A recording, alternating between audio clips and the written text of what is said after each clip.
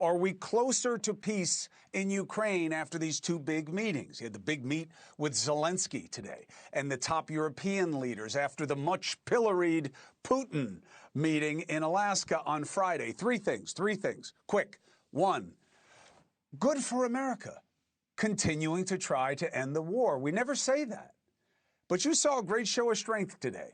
The President of the United States says to European leaders, hey, you want to be at the table, get to the table, come here right now. They come. Biden tried to end the war. America didn't have to.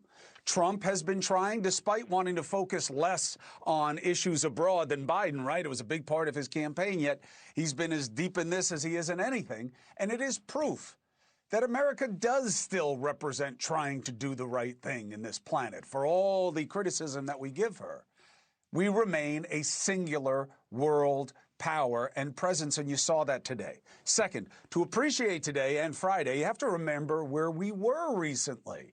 Trump went into this meeting with Putin by threatening him that he better agree or else. Will Russia face any consequences if Vladimir Putin does not agree to stop the war after your meeting on Friday? Yes, they will. Yeah. What will the consequences There will be consequences. Sanctions, tariffs? There will be, I don't have to say, there will be very severe consequences, yes. You know, right? He was playing it hard. He had been tweeting those things that he thinks he's crazy and all that, right? That's where we were. But then at the meeting, we saw what is described to me as, hey, Chris, we tried the stick. We got to try the carrot. You got to keep going back and forth. Hence, you see literally rolling out the red carpet, clapping for him, which I really thought was more of a kind of a stress breaker than it was celebrating Putin. But you can think whatever you want. After the meeting, he said a ceasefire is no longer necessary. All right, so very different disposition. And we all remember the last public moment with Ukraine's president, right? Remember what happened in February? You don't have the cards right now. With us, you start having cards. Right now, you don't. You're playing cards. You're playing cards. You're gambling with the lives of millions of people. You're gambling with World War III. You're gambling with World War III. Never seen anything like it, right? So apolitic, so kind of airing dirty laundry, you know, so frightening, frankly, right? Today, very different vibe. The war is going to end. When it ends, I can't tell you, but the war is going to end, and this gentleman wants it to end, and Vladimir Putin wants it to end. I think the whole world is tired of it, and we're going to get it ended.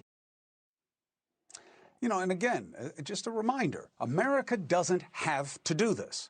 America doesn't have to be involved in the Middle East. It doesn't have to. And in fact, a big part of our campaign most recently was what? The president and MAGA saying enough with the foreign stuff. So, you know, this is a really interesting kind of exercise of Americana and what it means. Now, why this difference? Again, I'm told that it's not about, oh, Trump, he's completely schizophrenic. No, I think it's actually strategic. I don't know if it'll work.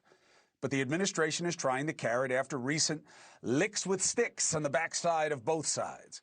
But the reaction to both of these meetings are not what I'm talking to you about right now, right? Strategy and tactics and outcomes. It's all about another war, which is never going to end, between our left and right political party fringes. And it's much uglier and stickier and recalcitrant and not going anywhere and intransigent than the war in Ukraine.